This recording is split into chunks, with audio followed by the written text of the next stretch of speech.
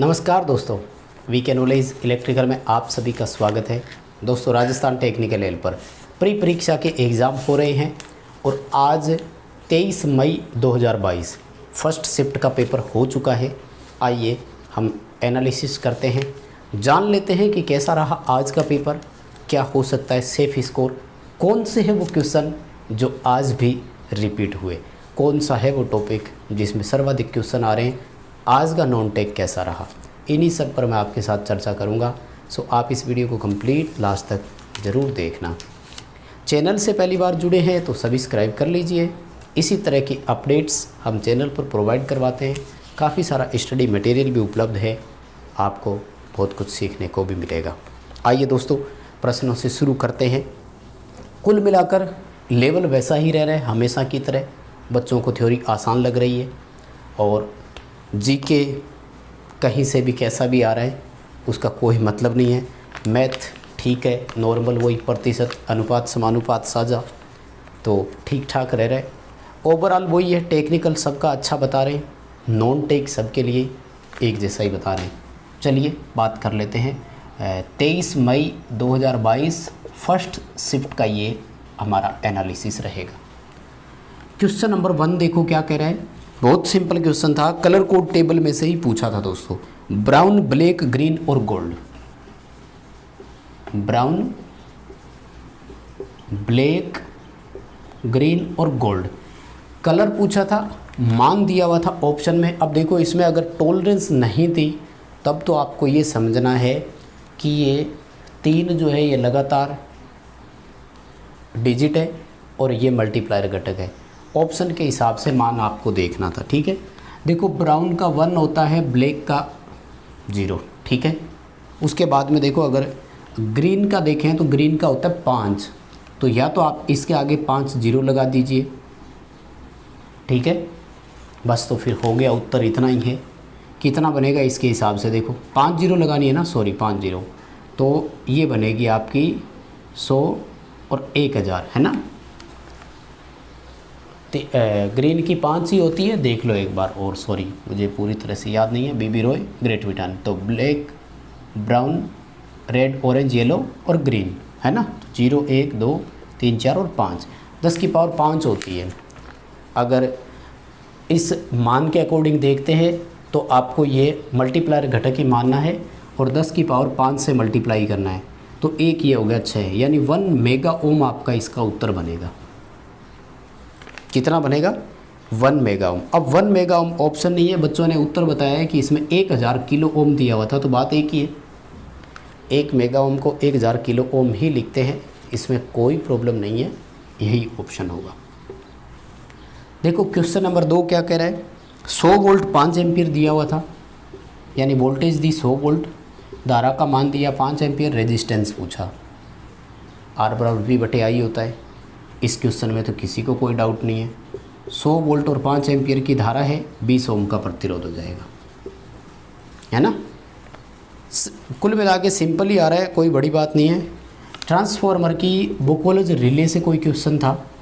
अब क्या क्वेश्चन था ये तो बच्चों को याद नहीं रहा, तो देखो इसके सवाल हो सकते हैं कि कैसे ऑपरेटेड है। गैस चालित रिले है, मैकेनिकल रिले है, यांत्रिक रिले की श्रेणी में आती है। कंजर्वेटर और ऑयल टैंक के बीच में संयोजन होता है। सभी प्रकार के आंतरिक और शॉर्ट सर्किट दोषों से बचाव देती है। तो इन 4 में से ही कोई होगा। क्या था आप मुझे कमेंट करके ज़रूर बताना। आगे देखो, निकिल आयरन सेल में इलेक्ट्रोलाइट पूछा। निकिल आयरन सेल जो है ना, इसमें इलेक्ट्रोलाइट 2 होते हैं और मिश्रित होते हैं, है ना। लिथियम हाइड्रेट के साथ पोटेशियम हाइड्रोक्साइड है 21% मिश्रण के साथ में, है ना। शायद आपको याद भी होगा, क्रॉस मैच ज़रूर करवा देना और बता देना कि ऑप्शन क्या थे। लेप वाइंडिंग में धारा के समांतर रास्ते पूछे। अब अगर सिंप्लेक्स ड्यूप्लेक्स ऐसा कुछ भी नहीं दे तो हमेशा सिंप्लेक्स का ही बताया करो। धारा के समांतर रास्ते कितने होते हैं?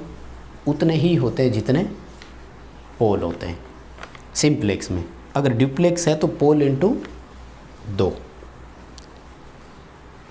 है। उसके बाद में देखो ये पूछा कि यूनिवर्सल लॉजिक गेट कौन सा है। तो माय डियर लॉजिक गेट में से क्वेश्चन रिपीट हो रहा है, कभी ट्रू टेबल पूछ रहा है, कभी उसकी गेट के नाम पूछ रहा है ना। तो पूरे संभावना इसमें से आ सकता है। यूनिवर्सल लॉजिक गेट दो होते हैं, एक है नैंड गेट, एक है नोर गेट। अब आपके पेपर में ऑप्शन कौन सा था आप इसे याद रखना, मिलान कर लेना कौन सा आपके लिए ऑप्शन था, सही से जो ऑप्शन है उसका मिलान हो जाएगा। आवेश बटा समय क्या होता है ये कह रहे हैं पूछा, मतलब आवेश और समय का अनुपात पूछा है। तो देखो Q/T पूछा है ना, तो I बराबर Q/T होता है। या फिर समय के साथ आवेश प्रवाह की दर किसे कहते हैं, तो विद्युत धारा उत्तर आएगा। आवेश और समय का अनुपात क्या कहलाता है, तो भी विद्युत धारा ही उत्तर आएगा। ठीक है, क्या पूरा क्वेश्चन था आप मुझे बताना ज़रूर कमेंट करके, ताकि पता लग सके सही लैंग्वेज क्या थी। क्योंकि देखो एग्ज़ाम हॉल से बच्चा बाहर आता है, 100 क्वेश्चन होते हैं, तो मैं मानता हूँ कि क्वेश्चन की लैंग्वेज प्रॉपर जो है याद नहीं रह सकती। देखो 8वां क्वेश्चन क्या था, 8वां क्वेश्चन पूछा एम्पलीफायर में एक मेगा इलेक्ट्रॉन वोल्ट में कितने जूल होते हैं। देखो एक इलेक्ट्रॉन वोल्ट जो है ना, इसमें होते हैं अपने वही सेम जो मैंने बताया पहले 1.6 × 10⁻19 जूल। एक इलेक्ट्रॉन वोल्ट में कितने होते हैं, तो अगर ये मेगा है ना माय डियर, तो मेगा होता है 10⁻6, 10⁻6 से इसे गुणा करना था। 6 से जब गुणा करोगे ना तो -13 बच जाएगी, तो 1.6 × 10⁻13 जूल, ये उत्तर आपको करना है। ठीक है, अगर ये मिली जूल है तो इसमें 3 और जुड़ जाएंगे, क्योंकि मिली में 3 माइनस के होते हैं। -3 का मतलब यहाँ 19 और 3 कितने हो जाते, -22 हो जाता। ठीक है, तो क्या था सही से इसे देखना, बड़ा M लिखा हुआ था कि छोटा लिखा हुआ था। 9th क्वेश्चन है कि एक मेगर का कोई क्वेश्चन था और ओपन सर्किट पता नहीं ऐसे कोई ले, बच्चे लैंग्वेज बना नहीं पाए। या तो सवाल ये होगा कि जब मेगर की दोनों सिरे ओपन होते हैं तो मेगर का पैमाना कहाँ होता है, तो अनंत के आसपास होता है। या मेगर से जब आप ओपन सर्किट की टेस्ट करते हैं तो मेगर रीडिंग क्या दर्शाता है, तब भी वो अनंत के आसपास ही दिखाएगा। या फिर मेगर का यूज क्या है, तो मेगर कंटिन्यूटी टेस्ट के भी काम आ सकता है इंसुलेशन रेजिस्टेंस मापने के साथ साथ। यानी 2 यूजेज आप बता सकते थे। कुल मिलाकर ठीक है, क्वेश्चन वैसे ही आ रहे हैं। हाँ, डिजिटल इलेक्ट्रॉनिक्स में से देखो एम्पलीफायर में नेगेटिव फीडबैक क्यों काम में लेते हैं, कह रहे हैं इसका क्वेश्चन था। नेगेटिव फीडबैक के लाभ बहुत होते हैं, हालांकि गेन घट जाती है लेकिन स्टेबिलिटी बढ़ती है, बैंडविड्थ बढ़ जाती है, नॉइस लेवल घट जाता है। तो इन चारों में से जो भी ऑप्शन आपको मिला आप इसका उत्तर कर सकते थे। उसके बाद में तो बहुत सिंपल था, 4 ओम, 4 किलो ओम, ठीक है, 40 किलो ओम था, 40 किलो ओम, 20 किलो ओम, 40 ओम समांतर में जुड़े हुए हैं और इनका RT पूछा था, तो RT 4 ओम से कम आ जाएगा, है ना। कैलकुलेट करके देख लेना, 4 ओम से कम ही आएगा और 4 ओम से कम का जो उत्तर था वो आप कर सकते थे। 3 फेज मोटर में कोई 2 फेज अगर आपस में बदल जाए तो क्या होगा, ठीक है।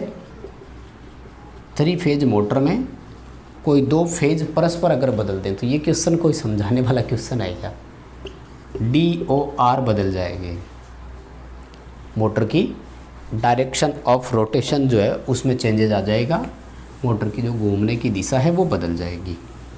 ठीक है, अच्छे क्वेश्चन थे। देखो रिपीट होने की संभावना पूरी रहेगी, ठीक है ना, इसलिए आप इसे आराम से इन चीज़ों को पढ़ लेना।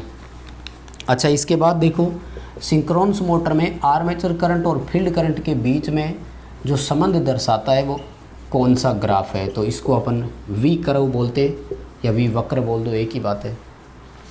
सिंक्रोनस मोटर में आर्मेचर धारा और फील्ड धारा के बीच में। उसके बाद में कह रहे हैं कि एक अनुपात पूछा कि ये किसका अनुपात है, तो उसका जो आंसर है ना वो आया था RMS, मतलब फॉर्मूले टाइप में देखा तो क्या दे सकता है, देखो या तो ये दिया होगा कि जो RMS मान है वो अनुपात के रूप में अगर आप देखते हो तो प्रभावी मान की परिभाषा के रूप में दे सकता है, फॉर्मूला दे सकता है आरएमएस मान के लिए, तो पीक वैल्यू में आप √2 का भाग देते हैं तब आरएमएस आ जाता है। आप पीक मान को 0.707 से गुणा करते हैं तो आरएमएस मान आ जाता है। आरएमएस मान ज्ञात करने के लिए आप फॉर्म फैक्टर को औसत मान से गुणा करते हैं तो आ जाता है। तो अब देख लो क्या उत्तर था, मुझे ज़रूर बताना ऑप्शन क्या था। 15वां सवाल है कि जो थर्मल पावर प्लांट होता है उसमें कूलिंग टावर का काम क्या है। तो कूलिंग टावर जो कंडेंसर होता है ना, उसके पानी को ठंडा करता है। कंडेंसर जो है उसके पानी को ठंडा करने के काम आता है, नाम से ही पता लग रहा है कूलिंग टावर। उसके बाद में कह रहे हैं कि जो हाइड्रो प्लांट होता है उसकी आउटपुट कैसी होती है, और ऑप्शन था इलेक्ट्रिकल एनर्जी यानी विद्युत ऊर्जा। तो जल ऊर्जा से विद्युत ऊर्जा बनाता है, बस बात ख़त्म। ये तो सिंपल क्वेश्चन ही हुआ भाई। कंपनसेटिंग वाइंडिंग का काम पूछा डीसी मशीनों में, है ना। कंपनसेटिंग वाइंडिंग का कार्य है, तो डीसी मशीनों में कंपनसेटिंग वाइंडिंग विचुंबकन प्रभाव को समाप्त करने के उद्देश्य से लगाई जाती है ना। डीमैग्नेटाइजिंग बोल सकते हो, डीमैग्नेटाइजिंग को ख़त्म करने के उद्देश्य से लगती है। केवीएल का सिद्धांत पूछा था, तो केवीएल ऊर्जा संरक्षण सिद्धांत पर काम करता है। किरचॉफ का वोल्टेज नियम किस सिद्धांत पर काम करता है। इससे सिंपल तो क्या पूछेगा कोई आपसे, ठीक है। और उसके बाद में कह रहे हैं कि सवाल पूछा कि किसका व्यास अधिक है ना। गेज नंबर दिए हुए थे, तो जो सबसे छोटे नंबर का दिया हुआ था उसका बता दिया करो, उसका गेज अधिक होता है। 15 SWG था सबसे छोटा, ठीक है। गेज में क्या होता है कि नंबर जितना ही बड़ा होता है ना, वो उतना ही पतला मानते हैं, ठीक है। देखो उसके बाद में क्या पूछा, सीरीज और शंट दोनों वाइंडिंग किस में होती है, ये सवाल पूछा है ना। वो मोटर कौन सी है जिसमें सीरीज और शंट दोनों वाइंडिंग होती है, ये सवाल पूछा। और कंपाउंड ऑप्शन में था, तो डीसी में कंपाउंड, मशीन में सीरीज शंट दोनों होती है ना। और फूड मिक्सर में कौन सी मोटर होती है, तो फूड मिक्सर में तो अपना यूनिवर्सल ही होता है, कोई डाउट है क्या। खाद्य मिक्सर में यूनिवर्सल मोटर होती है, ठीक है। बस तो कुल मिलाकर के इतने ही क्वेश्चन दोस्तों मिले हैं। नॉन टेक भी आपको जल्दी ही प्रोवाइड करवा देंगे, ठीक है। आपका आज का पेपर कैसा रहा मुझे कमेंट करके ज़रूर बताइए। कुल मिलाकर थ्योरी ठीक आ रही है, नॉन टेक यानी राजस्थान जी के उसी तरह का उल्टा पुल्टा आ रहा है, तो थोड़ा ध्यान दीजिए उस पर। थ्योरी जितनी तैयारी है उससे आप कवर कर जाएंगे, ठीक है। वीडियो लाइक कर देना, चैनल सब्सक्राइब कर लेना, ऐप डाउनलोड ज़रूर करना, वीडियो के डिस्क्रिप्शन में लिंक है। बहुत धन्यवाद।